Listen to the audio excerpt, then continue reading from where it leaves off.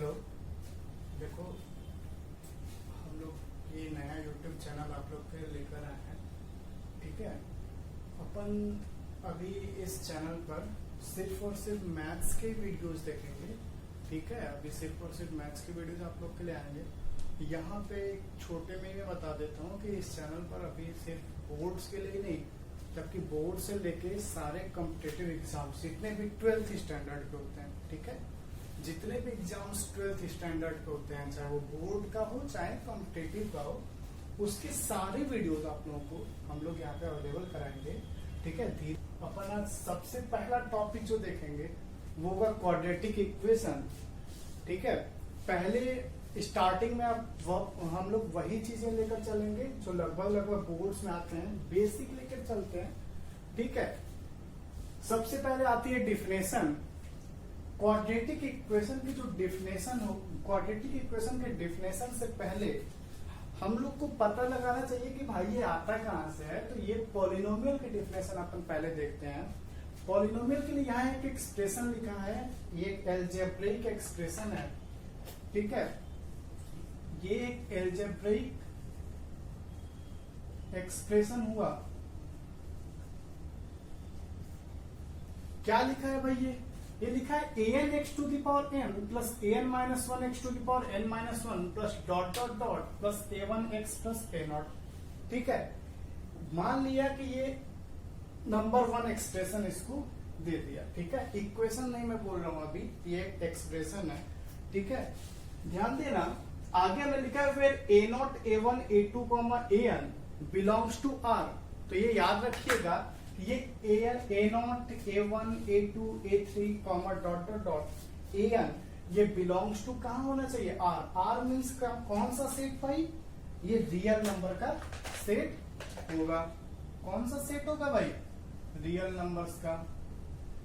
ठीक है, इसका मतलब ये हुआ कि इसमें इरेशनल नंबर भी आ सकते हैं, रेशनल नंबर भी आ सकते हैं। आगे क्या लिखा है? Is said to be a polynomial of degree n। ये एक पॉलिनोमियल होगा डिग्री कितने का? n का, if an is not equal to 0।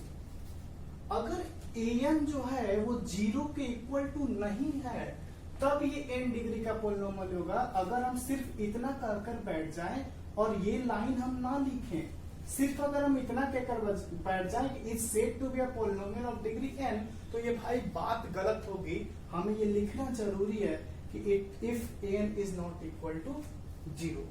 आगे लिखा है it does not depend on an minus 1 dot dot dot a0। ये जो एक्सप्रेशन है उसकी डिग्री डिफाइन करने के लिए हमें इनसे कोई मतलब नहीं है। an minus 1 a0 a1 a2 a3 a4 इनसे कोई मतलब नहीं है। अगर हमारा an नॉट इक्वल टू 0 है और बाकी ये सब चाहे कुछ भी हो जाए, ये नॉट इक्वल टू 0 हो या 0 हो, उससे हमें कोई मतलब नहीं है, तब भी हमारा पॉलिनोमियल कितनी डिग्री का होगा? n डिग्री का होगा। चलो भाई, ये हो गई पॉलिनोमियल की डेफिनेशन। आगे अगर पढ़े अपन तो ये लिखा है क्लासिफिकेशन। क्लासिफिकेशन कैसे करते हैं? If n is equal to 4, अगर यहाँ n इज इक्वल टू 4 तुम डालेगा तो ये हो जाएगा एक biquadratic polynomial. n is equal to 3 cubic polynomial, n is equal to 2 quadratic polynomial. Star लगाए हैं क्यों? क्योंकि यही को पढ़ना है हम लोग को। If n is equal to 1 it will be a linear polynomial. if n is equal to 0, ये पूरा का पूरा खत्म हो जाएगा और यहाँ सिर्फ एक कांस्टेंट बचेगा और उसी को कहते हैं कांस्टेंट पॉलिनोमियल। इस कांस्टेंट पॉलिनोमियल की जो डिग्री होती है ना भाई, जो इसकी डिग्री होती है वो यही जो n की वैल्यू लिखी है वही होती है, इसकी डिग्री हो गई 0। fx is equal to 0 is also a polynomial called zero polynomial। अगर मोटा मोटी भाषा में हम लोग समझने का प्रयास करें तो बस कहने का मतलब यह है कि ये जो पूरा का पूरा एक्सप्रेशन है ये सब हटा दो और यहाँ 0 लिख दो। ये सब एक्सप्रेशन को हटा दो, यहाँ 0 लिख दो, वही चीज ये लिखी है। fx is equal to 0 is also a polynomial called zero polynomial but its degree is not defined। ठीक है, तो ये याद रखना आप कि जीरो पोलिनोमियल की डिग्री डिफाइन नहीं होती है। ठीक है, चलो भाई, ये तो हो गई पोलिनोमियल का डिफिनेशन और इसे क्लासिफिकेशन। हमें पढ़ना कौन सा है? Quadratic polynomial. आगे बढ़ते हैं, छोटे छोटे डिफिनेशन है, उस सबको पहले खत्म कर लेंगे और उसके बाद हम डायरेक्ट आएंगे न्यूमेरिकल्स पर और देखेंगे कैसे कैसे क्वेश्चन पूछे जाते हैं। एक डिफिनेशन आता है कि भाई जीरोस ऑफ अ पोलिनोमियल और रूट्स ऑफ अ इक्वेशन में डिफरेंस क्या होता है? जीरोस ऑफ अ पोलिनोमियल और रूट्स ऑफ अ इक्वेशन में क्या डिफरेंस होता है? तो देखो जरा, जीरोस ऑफ अ पोलिनोमियल अगर आप वर्डिंग्स में देखें तो लिखा हुआ है it is a solution to the polynomial equation px is equal to 0। Root of a equation में लिखा है it is that value of x, मतलब किसी भी इक्वेशन का जो रूट होता है वो वैल्यू होता है x की जो पॉलिनोमियल को किसके बराबर कर दे? 0 के बराबर कर दे। उम्मीद है बहुत लोगों को समझ में नहीं आया होगा। ठीक है, क्या कहने का मतलब ये है, बहुत छोटी भाषा में बताना चाहूंगा भाई। ये कहने का मतलब ये है कि जीरो, जरा देखो, कोई बोल दे कि x+1 का जीरोज लिखो। x+1 एक पॉलिनोमियल है, लीनियर पॉलिनोमियल, इसका क्या लिखो? जीरोज बताओ हमें। तुम लिखोगे x+1 is equal to 0, x is equal to -1, ये हो जाएगा जीरोज।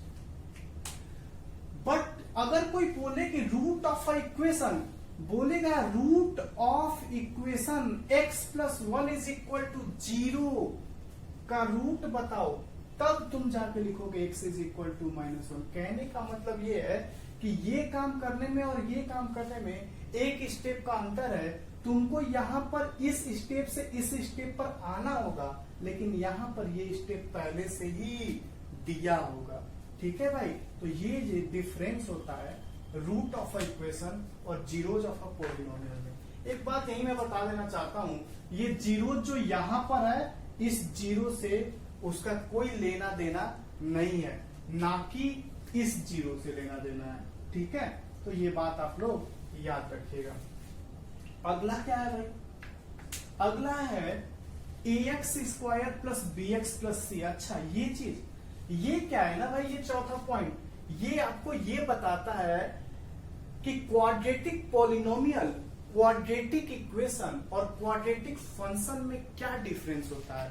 तो बहुत सीधे सीधे चीजें लिखी गई हैं कि अगर सिर्फ ax² plus bx plus c कोई लिखकर छोड़ दे, वो क्या कहलाएगा? क्वाड्रेटिक पॉलिनोमियल कहलाएगा। अगर कोई सिर्फ ax² plus bx plus c is equal to 0 लिखकर छोड़ दे, वो क्वाड्रेटिक इक्वेशन कहलाएगा। अगर कोई fx is equal to ax² plus bx plus c लिखे, वो क्वाड्रेटिक फंक्शन कहलाएगा। ठीक है, ये बहुत छोटे छोटे डिफिनेशन है, इनका कोई लेना देना नहीं है एग्जाम से। ठीक है, आगे जो चीजें आती हैं वो एक लाइन का है, लेकिन उसको हम लोग सीधे सीधे यूज करते हैं। ठीक है, हर जगह लिखते तो कभी नहीं है, लेकिन बोलते हमेशा हैं। और वो चीज है क्या? तो जरा देखो लिखा क्या गया है, पढ़िए जरा उसको। A polynomial equation has at least one root. क्या लिखा है भाई? A polynomial equation has at least one root. आगे लिखा है ब्रैकेट में रियल और इमेजिनरी। एक पॉलिनोमियल इक्वेशन के पास कम से कम एक रूट तो होगा ही होगा, चाहे वो रियल हो या इमेजिनरी हो। हम इस लाइन को यूज उतना नहीं करते हैं, लेकिन जिस लाइन को यूज करते हैं वो इसी का एक यहीं से आता है। और वो क्या लिखा है? A polynomial equation of degree n has n roots. आगे फिर ब्रैकेट में लिखा है रियल और इमेजिनरी। ये जो n डिग्री का पॉलिनोमियल इक्वेशन होगा, उसके n रूट्स तो भाई होंगे ही होंगे, चाहे वो रियल हो या इमेजिनरी हो। कैसे आप लोग यूज करते हैं पता है कैसे? कोई आपको बोलता है कि भाई एक क्वाड्रेटिक इक्वेशन के कितने रूट होंगे? आप बोलते हैं भाई 2, क्यूबिक के 3, बाई क्वाड्रेटिक के 4। तो इन्हीं में तो n की वैल्यू 2 है, इन्हीं में तो n की वैल्यू 3 है, इसी में तो n की वैल्यू 4 है। तो भाई बात हुई कि नहीं कि अगर जितनी डिग्री उतने रूट। तो ये लाइन का यूज हम लोग हमेशा कहते हैं। और इसी ये जो लाइन लिखी है ऊपर वाली, इसको ये एक थ्योरम है जिसको बोलते हैं, आप लोग देखना ये एनसीईआरटी की लाइन है, फंडामेंटल थ्योरम ऑफ अलजेब्रा। ठीक है, ये सारे होते हैं डिफिनेशंस। अभी मैं फिर से एक बार बता दूं कि भाई डिफिनेशंस का कोई लेना देना नहीं है हमारे इन सारे एग्जामों से। हाँ, लेकिन हो सके बोर्ड्स में 1 नंबर का पूछ दे, इसलिए ये बताना जरूरी। ठीक है, आओ आगे देखते हैं। और आगे अपन चलेंगे न्यूमेरिकल्स में, जैसे ढेर सारा बजा आएगा और देखते हैं क्या है।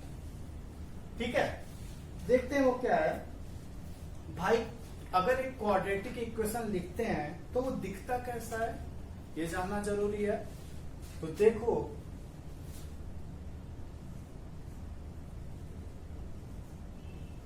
Standard form of a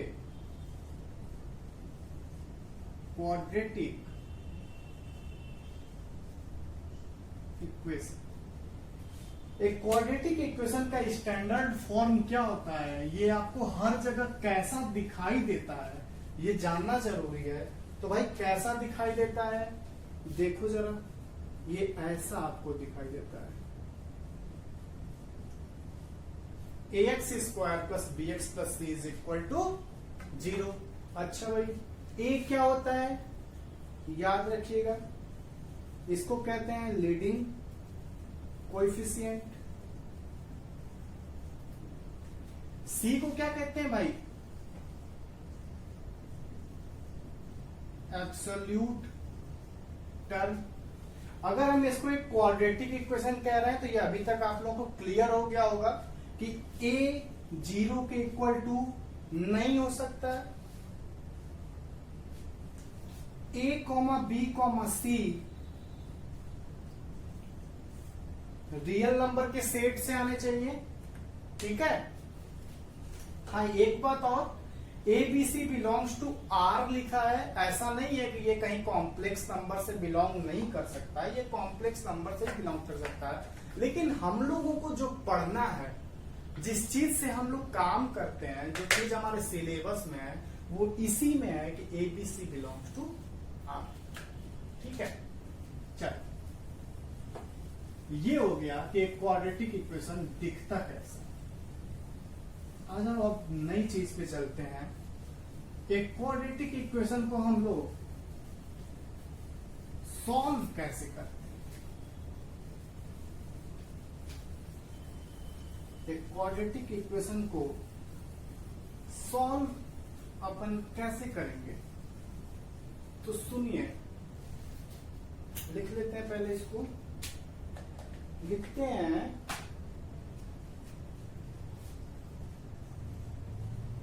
method to solve a quadratic equation. Method to solve a quadratic equation, पहला आता है जो सबको पता है, फैक्टराइजेशन मेथड।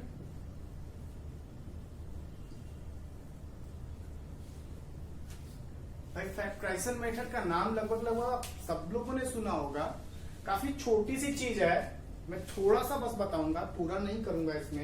इसमें क्या होता है कि मान लो अगर कोई क्वाड्रेटिक इक्वेशन लिख कर दे दे, x square minus 5x plus 6 is equal to 0 को सॉल्व करो, तो आप लोग क्या करते हो, इसका फैक्टर निकालते हो और इसको 2 भागों में स्प्लिट करके लिख देते हो, 3 plus 2x plus 6 is equal to 0।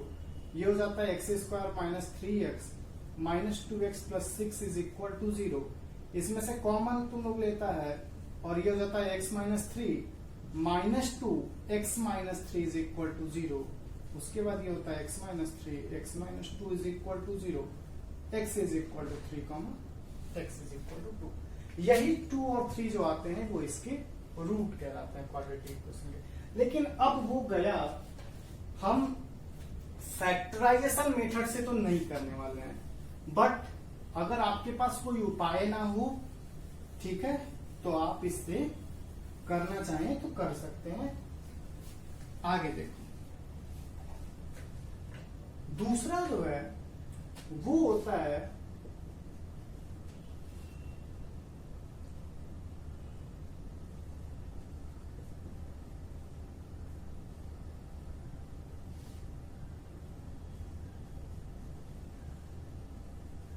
Complete square method. कौन सा मेथड भाई?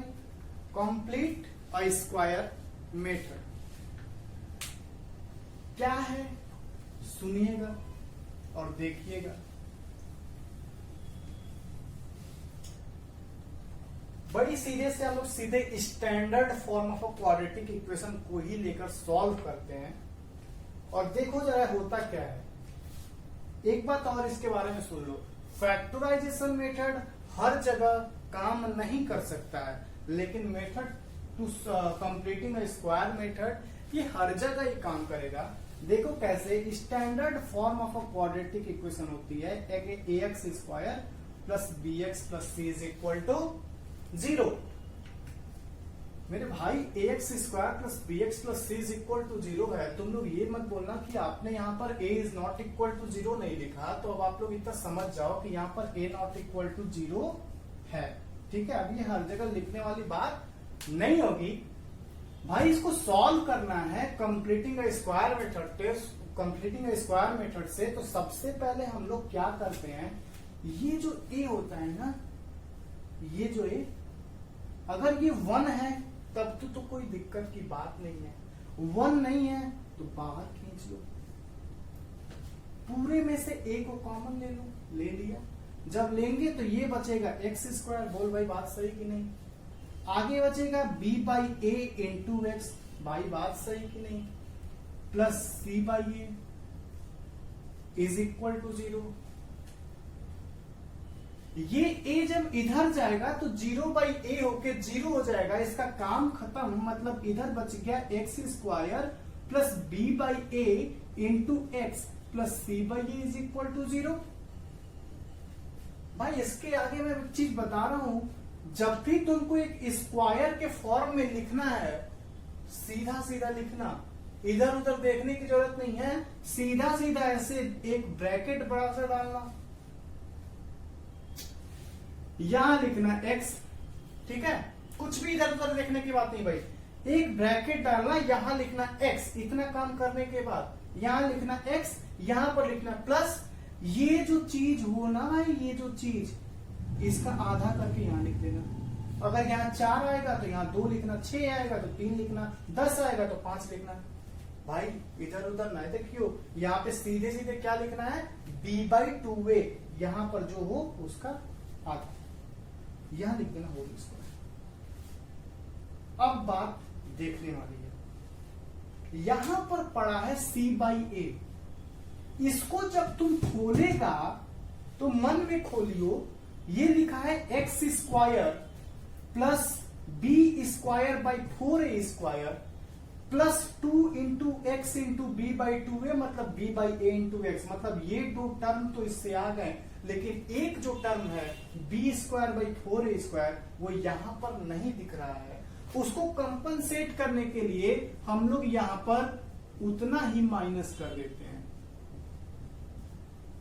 भाई यहां से में b square by 4a square extra मिला, हमने यहां माइनस करके उसको खत्म कर दिया, हमारा काम हो गया। ठीक है भाई, बस इतनी ही दिक्कत थी इस मेथड में। आगे तो आप सब लोग जानते हैं कि आगे करना क्या है। आइए जरा यहां से हम लोग यहां आते हैं। क्या लिखा है, x plus b by 2a का होल स्क्वायर। लिख दू ना, x plus b by 2a का whole square is equal to, इन दोनों को उधर ले चले जाओ, ये हो जाएगा b square by 4a square minus c by a. जरा देखो क्या इससे एलसीएम ले सकते क्या? ये हो जाएगा 4a स्क्वायर, ये वैसा का वैसा ही पड़ा रहेगा, ये हो जाएगा minus 4ac। It implies that x plus b by 2a का whole square is equal to चलो होल स्क्वायर हटा दे, यहां हो जाएगा under root b square minus 4ac divided by 4a square. 4a square का क्या होता है भाई अंडर रूट, ये हो जाता है 2a। भाई यहां पर आएगा एक प्लस माइनस, यहां पर प्लस माइनस कैसे आ गया, तो जब हम लोग मॉड्यूलस पढ़ेंगे तो बताया जाएगा ये बात। It implies that x is equal to minus b upon 2a plus minus under root b square minus 4ac upon 2a। भाई फिर से एलसीएम ले लेना, x is equal to minus b plus minus under root b square minus 4ac upon 2a। यही जो चीज आती है यही आपका x का वैल्यू देता है। आप लोग बोलेंगे कि यहाँ दो वैल्यू कैसे है, तो एक क्वाड्रेटिक इक्वेशन के दो रूट आने चाहिए। x is equal to minus b plus करोगे तो एक रूट, माइनस करोगे तो एक रूट, तो दो रूट आपको मिल जाएंगे। अब देखो जब लोगों को क्वेश्चन दिया जाता है भाई मेरे भाई, तो सुनो वो क्या करते हैं।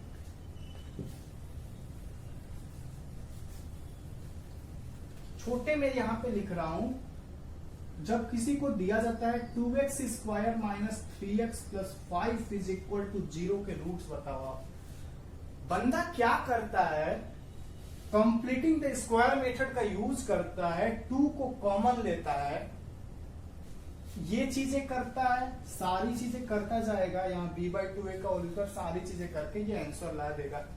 कुछ लोग क्या करते हैं, इसी को रट लेते हैं। क्या करते हैं भाई, इसी को रट लेते हैं। जब लोग रट लेते हैं तो उसी को एक नया फॉर्मूला बोलते हैं जिसका नाम होता है श्रीधराचार्य फॉर्मूला। मेरे भाई या तो तू सीधे मेथड से करके जा, और जिसने एक कदम आगे बढ़ के इसको रट लिया उसने बोला कि भैया हमने श्रीधराचार्य फॉर्मूला रट लिया। श्रीधराचार्य फॉर्मूला क्या होता है, सीधे सीधे x is equal to minus b plus minus under root b square minus 4ac upon 2a। वही तो है, इन्होंने थोड़ा एक आगे बढ़ के कदम उठा दिया कि ये जो चीज है अंडर रूट के अंदर उसको इन्होंने बोल दिया कैपिटल B। चलो भाई ठीक है, इसी को कहते हैं श्रीधराचार्य फॉर्मूला, याद रखना। ठीक है, हटाता हूं मैं इसको।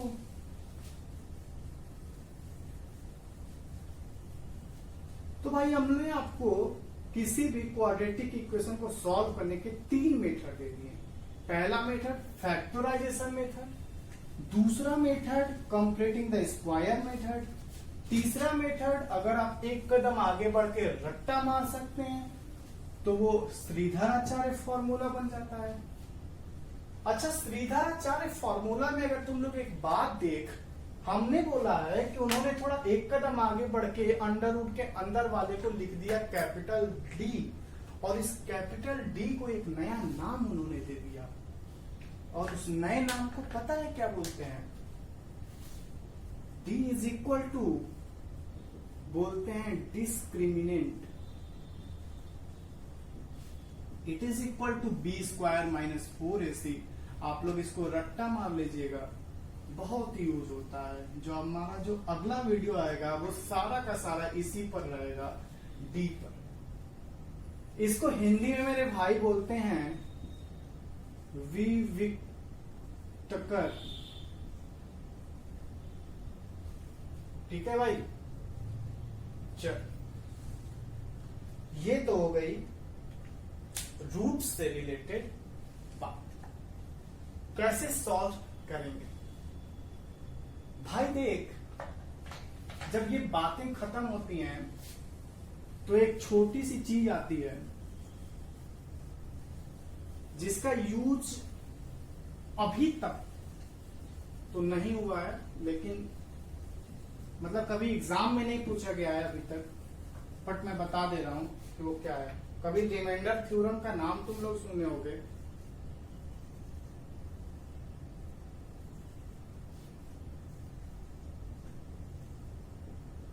रिमाइंडर थ्योरम, भाई रिमाइंडर थ्योरम क्या होता है ये सुन लीजिए। अपन इधर भी हटा देते हैं क्योंकि इधर एक क्वेश्चन लगा लेंगे उस पर, ठीक है ना।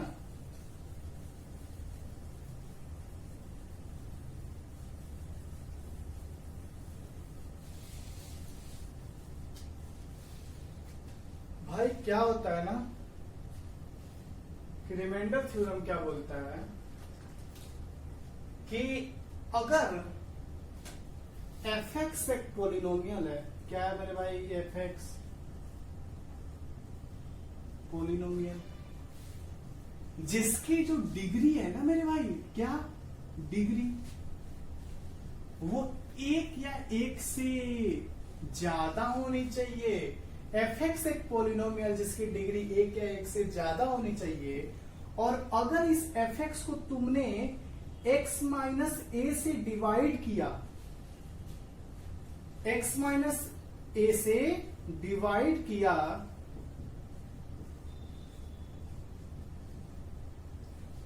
तो जो रिमाइंडर बचेगा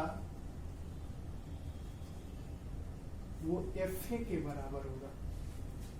fa का मतलब क्या होता है, तुम fx में x की जगह a रख दो, जो वैल्यू आएगी वही रिमाइंडर होगी, ठीक है। ये कैसे हुआ और इसका बहुत छोटा सा प्रूफ है, वो देखना आप लोग। आप लोग बहुत पहले कभी पढ़े होंगे कि dividend is equal to divisor into quotient plus remainder. आप सब लोगों ने पढ़ा होगा। यहां डिविडेंड जो है मेरे भाई fx है,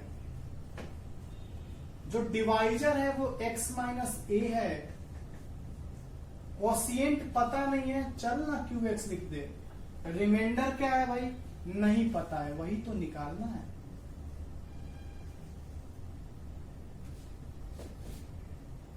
ये एक इक्वेशन है ना, रख दो, put x is equal to a both side, ये हो जाएगा fa।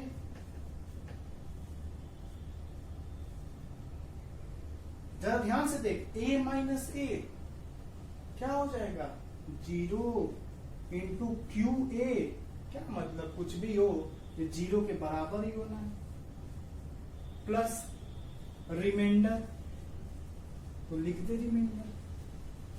इसका मतलब रिमाइंडर क्या आ गया fa। अपना यही तो आया है, यही थ्योरम होता है रिमाइंडर। याद रखिएगा ये चीज कि हमेशा ही x माइनस ए से, याद रखिएगा x माइनस ए से डिवाइड कर लें, ठीक है। x माइनस ए में a कैसे हम लोग निकालेंगे, x प्लस 1 में a होगा माइनस 1, ठीक है। कैसे हमने पता किया, इसको लिख सकते हैं हम लोग x minus minus 1, x minus a की वैल्यू क्या आ गई माइनस 1। अगर कोई आपको x प्लस 2 दे दे तो a क्या हो जाएगा यहाँ पर माइनस 2, ऐसे आप लोग पता कर लेंगे, ठीक है। इस पे एक क्वेश्चन आया था, बढ़िया सा सवाल, छोटा सा है, इजी सा है, लेकिन थोड़ा सा बस लॉजिक सा है। क्या है वो, पहले तो क्वेश्चन लिख लेते हैं अपन। क्वेश्चन है आपका, हाँ क्वेश्चन था ये कि when an unknown polynomial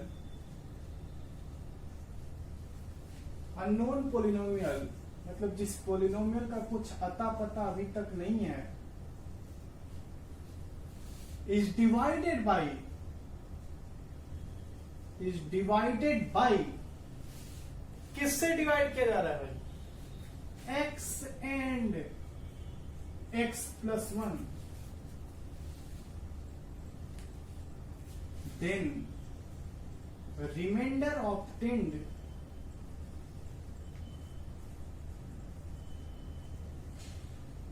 is 1 and 2 respectively. 1 and 2 respectively. Then find the remainder when polynomial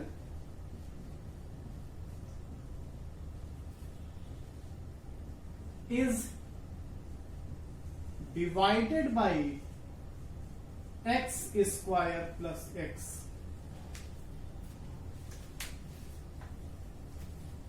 भाई जाहिर सी बात है, देख के ही लग रहा है कि ये बोर्ड का क्वेश्चन तो नहीं हो सकता है। क्यों नहीं हो सकता है? बोर्ड का रहता डायरेक्ट पूछता कि भैया x प्लस 1 से डिवाइड करोगे तो रिमाइंडर क्या आएगा, x माइनस 2 से करोगे तो रिमाइंडर क्या आएगा। इसमें देखो इन्होंने डायरेक्ट कुछ नहीं पूछा है, इसीलिए थोड़ा मोड़ा बस लॉजिकल है। क्या होना है इस पे, अगर देखा जाए तो अपन इसको लिख सकते हैं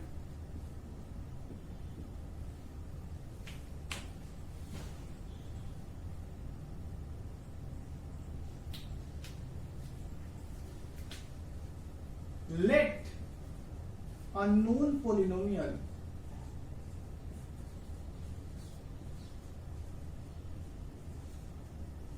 is fx। भाई fx ही तो है, और अभी अभी तो तुमने पढ़ा है कि अगर किसी पोलिनोमियल fx को तुम किससे डिवाइड करोगे, x माइनस a से, तो इस x को तुम लिख सकते हो ना x माइनस 0। मतलब यहां पर a की वैल्यू क्या है, 0 है। समझ में आ रहा है? ये a की वैल्यू जो है वो 0 है, तो भैया इसका मतलब fa मतलब f0 इज इक्वल टू 1। ऐसे ही इस x प्लस 1 को आप लिख सकते हैं x माइनस माइनस 1, मतलब a की वैल्यू क्या है मेरे भाई, -1। इसका मतलब f of -1 is equal to 2। बातें समझ में आ रही हैं भाई? f0 इज इक्वल टू 1 आ गया, f minus 1 is equal to 2 आ गया।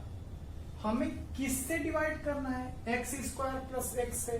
तो चल हम अपना फॉर्मूला लगाते हैं, that is dividend is equal to divisor into quotient plus remainder. हमारा डिविडेंड क्या है मेरे भाई, fx इज इक्वल टू, चल कोशिएंट को हमने क्यूबेक्स मान लिया, इनटू डिवाइजर क्या है, x स्क्वायर प्लस x। ठीक है क्या, प्लस बारी आ गई रिमाइंडर की। बहुत छोटी सी बात है और इस पर ध्यान दीजिएगा हल्का सा। यहां जो रिमाइंडर आएगा हमें नहीं पता है क्या आएगा, लेकिन जो भी आएगा वो कुछ ना कुछ ax प्लस b के फॉर्म का ही होगा। वो रिमाइंडर स्क्वायर में नहीं हो सकता है। क्यों नहीं हो सकता है? क्योंकि हमारा डिवाइजर का पावर 2 है। अगर डिवाइजर का पावर 2 है, इसका मतलब रिमाइंडर जरूर ही उससे छोटा ही पावर का होगा। उसके ना तो बराबर हो सकता है, ना तो उससे बड़ा हो सकता है। अगर हमारा जो रिमाइंडर 0 आना होगा तो हम देख लेंगे, ए भी हो सके 0 आ जाए। अगर रिमाइंडर 1 पावर का आना होगा तो भी कुछ ना कुछ आ जाएगा। अगर रिमाइंडर 0 पावर का आना होगा तो हमारा a 0 हो जाएगा, b बच जाएगा। बस वो बातें आगे की होंगी, और हम यहां पर लिख लेते हैं कि हमारा जो रिमाइंडर है, मान लिया कि ax प्लस b है। चलो हमें दो चीजें पता है भैया, दो वेरिएबल जो हमें निकालना है a और b, क्या हो गया, दो वेरिएबल, दो इक्वेशन, दो केस पता है, दो वेरिएबल पता है। चीज बड़ी आसान हो चुकी है। f0 is equal to 1 is equal to, जरा इस साइड में जीरो रखना मेरे भाई, जीरो का स्क्वायर जीरो प्लस जीरो, ये पूरी चीज हो गई जीरो, ये तो खत्म, प्लस इसमें जरा जीरो रख, a into zero plus b, मतलब b की वैल्यू आ चुकी है 1। देख रहा है, आगे देख, f माइनस वन, भाई f माइनस वन है ना,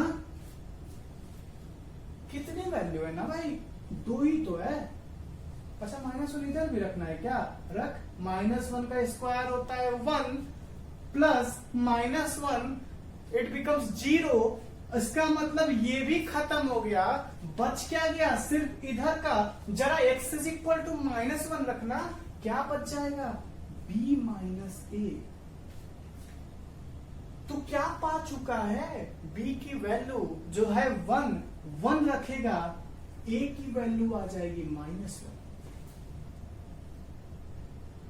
देख रहा है कितना आसान हो गया, a की वैल्यू -1, b की वैल्यू 1, तूने अपना रिमाइंडर माना क्या था, ax प्लस बी, रख दे वैल्यू -x प्लस 1, ये हो जाएगा रिमाइंडर, यही आ जाएगा हमारा। मतलब आप जब पॉलिनोमियल को डिवाइड करोगे तो हमारा आंसर क्या आएगा, -x प्लस 1। चल ठीक है, ये रहा, ये जरूर से जरूर कहीं ना कहीं किसी कॉम्पिटेटिव एग्जाम का ही क्वेश्चन होगा, ठीक है। इसका आंसर आ गया -x प्लस 1। चलो भाई ठीक है,